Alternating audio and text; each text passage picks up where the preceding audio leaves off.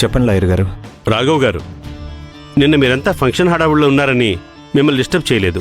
So ఆ court proceedings అన్నీ start చేస్తున్నాను. మీకు మాట చెప్దామని ఫోన్ చేశాను.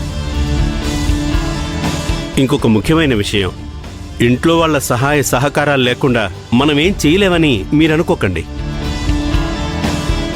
మొన్న ఈ విషయం మేడం గారికి చెప్దామని చూస్తే సీరియస్ అయ్యారు. ఇప్పుడు ఏం చేద్దాం చెప్పండి?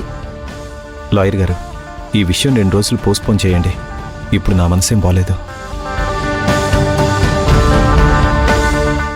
సార్ సార్ సార్ అది కాదు సార్. సార్ అసలు అక్కడ ఏం జరుగుతుంది?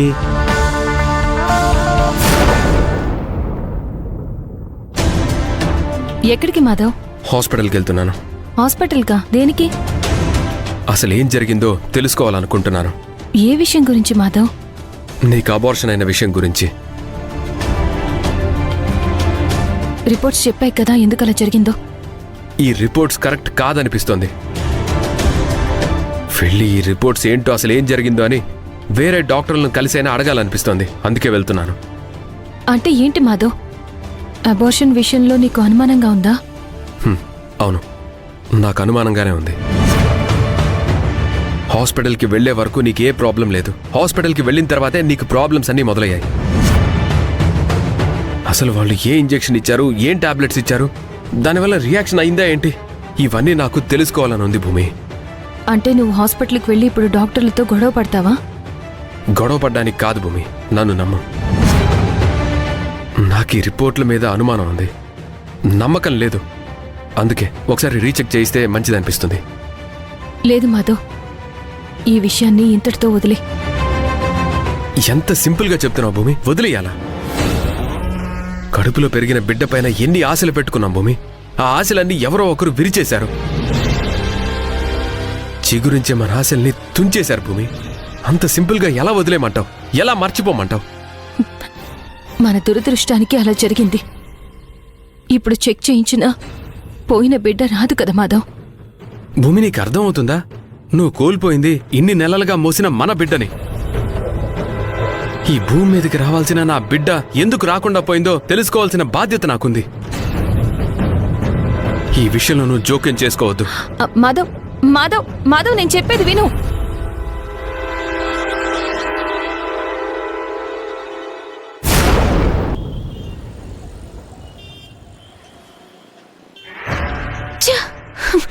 దొంగతనం చేసినా దొరకొద్దు అంటారు, అబద్ధం చెప్తే అతికినట్టు ఉండాలి అని అంటారు. కానీ ఈ 2 విషయాలు నేను ఫెయిల్ అయిపోయాను. భూమి అబార్షన్ విషయంలో చీమకు కూడా అనుమానం రాలేదు అనుకుంటే ఇప్పుడు ఆ మాధవ్ ఆ విషయం మీద అనుమానపడుతున్నాడు. ఇప్పుడు నేనేం చేయాలి సింహరాజా? చూడలేక్యా, అతను కేవలం అనుమానిస్తున్నాడు, అంతేకాని అతనికి నిజం తెలీదు, ఎప్పటికీ తెలీదు. తెలీదంటవేంటి రాజా, తెలీదంటవేంటి? ఇప్పుడతను సరాసరి ఆ రిపోర్ట్స్ ఏవైతే ఉన్నాయో అవి తీసుకుని హాస్పిటల్కి వెళ్తున్నాడు. అసలు నేను మాధవ్ విషయంలో ఇలా అనుకోలేదు తెలుసా.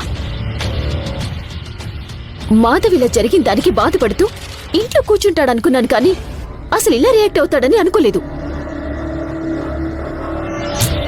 తల ప్రాణం తోకకొస్తుందంటారే, అలా ఉంది ఇప్పుడు నా సిచ్యువేషన్.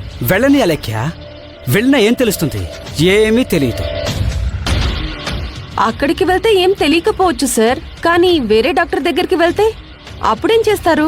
చూసావా చూసావా, మన ముగ్గురులో ప్రియాని అలా అన్నప్పుడు మన దగ్గర ఆన్సర్ లేదు.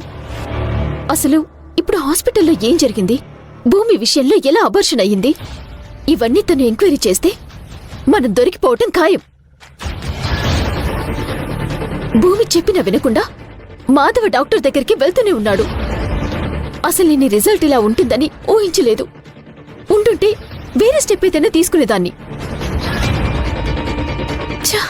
ఇప్పుడు ఫైనల్ రిజల్ట్ ఏంటంటే ఖచ్చితంగా ఏదైనా తేడా జరిగిందనేది మాత్రం మాధవ్ కనిపెడతాడు. అలేక్యా, నా మాస్టర్ ప్లాన్ నాకుంది. ఎవరన్నీ చేసినా విషయం మాత్రం బయటికి రాదనే నమ్మకం నాకుంది. నీ నమ్మకం ఎవరికి కావాలి? నమ్మకాల మీద ఆధారపడేది కాదు ఇది. నిజానిజాల మీద నిర్ధారణ చేయటానికి అవతల వ్యక్తి వెళ్లాడు అంటే అంత సింపుల్గా చెప్తావేంటి? ఇప్పటి వరకు జరిగింది ఒక ఎత్తు, ఇక ముందు జరిగేది మరో ఎత్తు. ఏ మాత్రం తేడా జరిగినా మనమందరం దొరికిపోవటం ఖాయం. అప్పుడు నా పరిస్థితి ఎలా ఉంటుందో ఊహించుకోవడానికి భయంగా ఉంది. ఇప్పుడేం చేయాలి?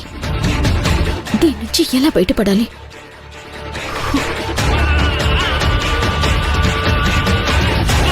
కొంచెం సేపు వెయిట్ చేయాలి అక్యా.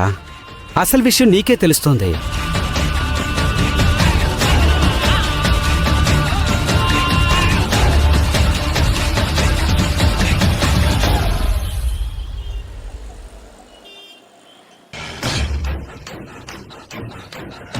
చెప్పండి మాధవ్ గారు. డాక్టర్ అంటే దైవంతో సమానం. పోతున్న ప్రాణాలను నిలబెట్టే దేవుళ్ళని మేమందరం నమ్ముతాం. ఇప్పుడు ఏమైంది మాధవ్ గారు? నా భార్యకి ఏవైతే టెస్టులు చేశారో, ఏ రిపోర్ట్స్ అయితే రాసిచ్చారో వాటి మీద నాకు అనుమానం ఉంది.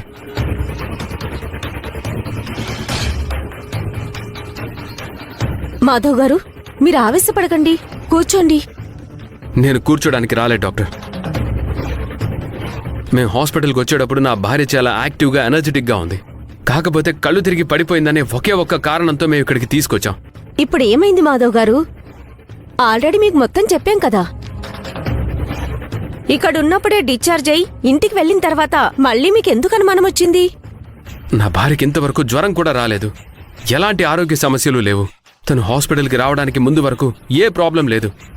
రెగ్యులర్గా ఎలా చెకప్ చేయించుకోవాలో అలాగే వచ్చాం. తను పడిపోయేసరికి కడుపు నొప్పి అంటే తీసుకొచ్చాం. అప్పుడు కూడా తన హెల్త్ బానే ఉంది. సడన్గా ఈ 2 డేస్లో ఏం జరిగింది? నాకేదో అనుమానంగా ఉంది. మీరు చెప్పేది నిజమే మాధవ్. ఇక్కడ ఏదో మా పొరపాటు జరిగింది. ఆ విషయం ఇప్పుడు నేను చెప్తే ఒక్క పేషెంట్ కోసం 100 మంది పేషెంట్లను పాడు చేసుకున్న వాళ్ళమవుతాం. అందుకే నీకిప్పుడు నిజం చెప్పడం కరెక్ట్ కాదు. చూడండి మాధవ్ గారు, ఇక్కడున్న రిపోర్ట్స్ ప్రకారం కొన్ని మందులు ఇచ్చారు. అవి పేషెంట్కు పడక ఆ రియాక్షన్ వల్ల కూడా అబార్షన్ అయ్యే ఛాన్స్ ఉంటాయి. పేషెంట్కి పడనటువంటి మందుల్ని మీరెందుకు ఇచ్చారు? వాళ్ళ ప్రాణాలతో చెలగాటం ఆడుతున్నారా? ఈరోజు నాకు నా బిడ్డ దూరం అయింది. ఆ నష్టాన్ని మీరు పూడుస్తారా? చూడండి, డాక్టర్లకు కూడా కొన్ని పరిమితులు, కొంత లిబర్టీ ఉంటాయి. ఆ లిబర్టీ ప్రకారం యూజ్ చేసుకొని ఒక్కో డాక్టర్ ఒక్కోలా డీల్ చేస్తుంటారు. పేషెంట్కు లాభం జరగాలనే ఉద్దేశమే ఇందులో ఉంటుంది తప్ప ఎలాంటి నష్టం జరిగించాలనే ఇంటెన్షన్ ఏ డాక్టర్కు ఉండదు. ఇక్కడ డాక్టర్ను అనేదానికంటే ముందు మిమ్మల్ని మీరు పరిశీలించుకోవాలి. భూమికి ట్రీట్మెంట్ జరుగుతుంది. డాక్టర్లు టాబ్లెట్లు, ఇంజెక్షన్లు రాసిస్తున్నారు. మొదటి టాబ్లెట్ వేసుకోగానే తనకేదైనా తేడా అనిపించినప్పుడు వచ్చి డాక్టర్ని కలవాలి కదా. మీకంత నిర్లక్ష్యమేంటి? నేనంటున్నానని కాదు మాధవ్ గారు. ఒకవేళ తేడా అనిపించినప్పుడు వచ్చుంటే మార్చిచ్చేవాళ్ళం కదా.